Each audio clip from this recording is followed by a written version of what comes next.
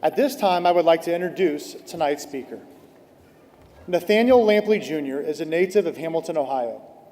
He graduated from Hamilton High School in 1981 with a 3.95 grade point average. He received an academic scholarship from the University of Dayton, where he graduated with honors in 1985. He earned additional money for college working as a laborer at the Beckett Paper Company when he was on summer breaks. He received a full scholarship from the University of Cincinnati College of Law, from which he graduated with honors in 1988. While in law school, Mr. Lampley worked as a legal intern at the Butler County Prosecutor's Office. He currently serves as the managing partner of the Cincinnati office of Voorhees, Sater, Seymour, and Pease, a full-service law firm with nearly 400 lawyers and offices in 6 U.S. cities. Among his civic activities and community service, Mr. Lampley has served on the boards of the Cincinnati Black Ambassadors, the Black Lawyers Association of Cincinnati, the Christ Hospital Sports Medicine Institute, Downtown Cincinnati Incorporated, Volunteer Lawyers for the Poor, the University of Cincinnati College of Law Board of Visitors, and the University of Cincinnati Alumni Association. He has participated in Leadership Cincinnati, the Cincinnati Academy of Leadership for Lawyers, and the United Way Volunteer Leaders Development Program. Mr. Lampley has been honored in the Cincinnati Business Courier's 40 Under 40. Who's Who in Black Cincinnati has been recognized as an Ohio super lawyer, an Ohio leading lawyer, and as one of the best lawyers in America by the most respected publication in the legal profession. He is the son of Nathaniel Lampley Sr. and the late Marina Lampley. He has been married to Paula Davis Lampley since 1992. They have 2 children, Nathaniel III, age 17, and Hunter, age 15. Please welcome Mr. Lampley Jr.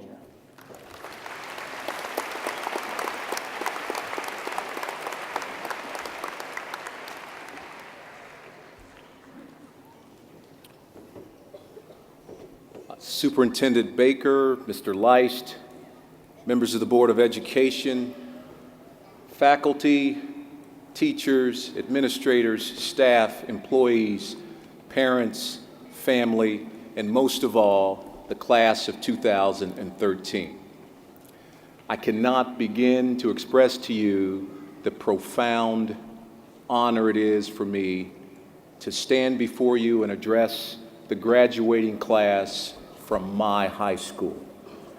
I string words together for a living as a lawyer, but tonight I'm coming up empty because that's the way I feel tonight. And it really doesn't have anything to do with my having graduated from Hamilton, the connection that I feel. I'm talking about a real connection that I feel to each of you, a real connection, not a Nicki Minaj kind of connection, Drake and Lil Wayne and those kinds of people. Those aren't the connections I'm talking about. I'm talking about a real connection that doesn't have anything to do with my having graduated from Hamilton High School. I was born in Hamilton, and as a young child, I didn't have a lot of direction. I didn't know where I was going. It reminds me of a true story about Albert Einstein, one of the greatest thinkers in the history of mankind. He was about to board a train, and he had misplaced his boarding pass. He had misplaced his ticket. So he got to his knees, and he was on the floor looking under the train for his boarding pass. A young man who worked for the train came up to him and said, Mr. Einstein, you don't need a ticket. Everybody knows who you are. Go ahead and get on the train. Einstein struggled to get to his feet. He looked the young man in his eye and he said, son, it's not who I am, it's where I'm going. I have forgotten where I'm going. The one thing that I want you to remember, if you don't remember anything else tonight, is it's not who you are, it's where you're going. So I was born here in Hamilton in 1963. I was the 7th of 8 children. I had 5 older sisters, an older brother, and 1 younger brother. In 1968, when I was 5 years old, my youngest sister, who was 6, was hit by a car and killed instantly. My mother, who was 31 years old at the time, had a nervous breakdown because she lost her baby girl. She was institutionalized at a hospital in Cincinnati known as Longview State Hospital. She was there for 5 years. And while she was hospitalized, my brothers and sister and I were known as the kids whose mama was in the crazy house. This is a true story. She was finally discharged in 1973 after 5 years. They had done everything that they could do for her. But when she came home, she was never the same. She was never happy. She was never smiling. It wasn't the mother that I remembered. And on November 22nd, 1974, at the age of 37, my mother died. I was 11 years old. And I sometimes think about my father, who in the span of 6 years had to bury his baby girl and the love of his life and the mother of his 8 children. But the series of unfortunate events did not end there. In 1975, we lived at 318 Chestnut Street. It was between Central Avenue and 4th Street, right around the corner from Sims Park. We used to call it 4th Street Park.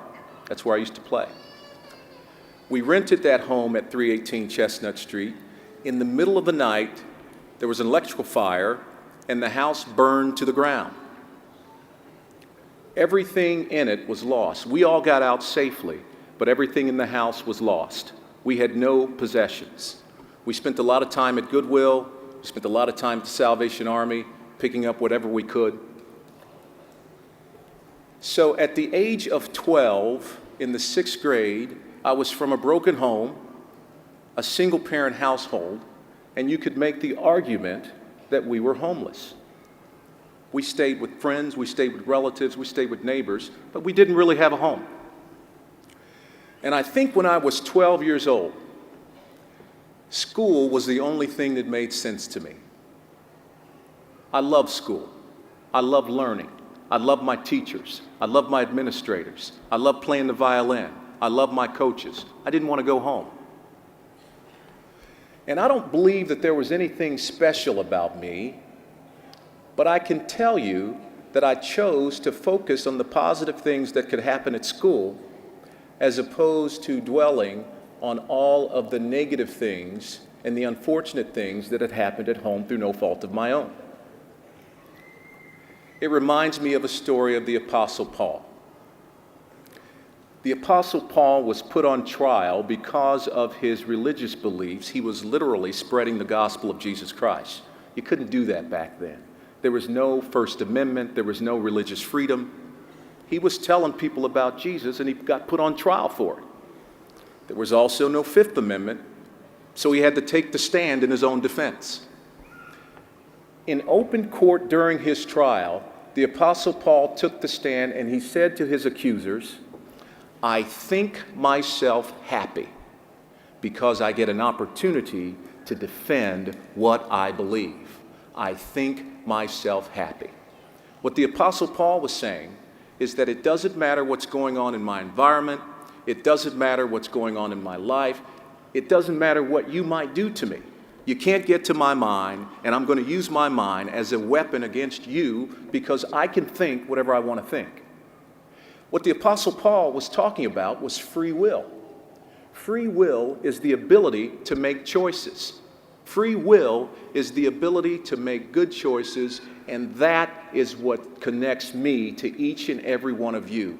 Your series of good choices is what got you here tonight, prepared to graduate from a wonderful high school. And I know, this is my school.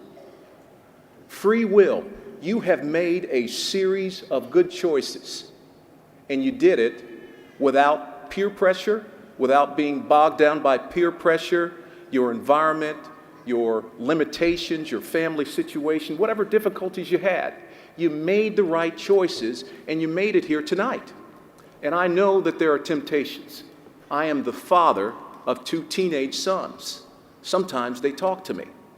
And I know that there are temptations on a daily basis. There's temptations everywhere, on Twitter, on Facebook, on Skype, in pop culture. When I was coming up, we had Rick James singing about Mary Jane. Today, you have Lil Wayne singing about good kush and alcohol. Don't you? He doesn't say, as long as my teachers love me. That's not what he says. And if any of you can explain to me how a tornado can fly into Frank Ocean's room and he lived to sing about it, I'd love to hear about how that can happen. But the point is, you each have made a series of good choices that made it possible for you to be here tonight. When you use your free will to make good choices, you are not confined by your circumstances, by your environment, by your situation. So when I reflect upon the magnitude of tonight and how great this evening is, I know that tonight is evidence of a series of good choices that each of you have made. You have exercised your free will to do whatever it takes to get to where you are, and I believe that this is just the beginning. Your education at Hamilton High School is proof that you're capable of doing great things. Your education is what got you here. I'm reminded of the words of Herschel Stein. Herschel Stein said, "Education is what we remember when we've forgotten everything that we've learned." I am confident that each of you will remember to make good choices, just like you've made to get you where you are tonight, graduating from this magnificent high school, and I speak from the platform of personal experience on that. So picture, if you will, Einstein on his knees looking for his train ticket. It's not who you are, it's where you're going. I'm convinced that you will go to great places and that you will enjoy every success beyond your wildest imagination as you continue to make good choices, and you will be great in whatever it is you choose to do. Congratulations to each of you. God bless you. Thank you for inviting me home.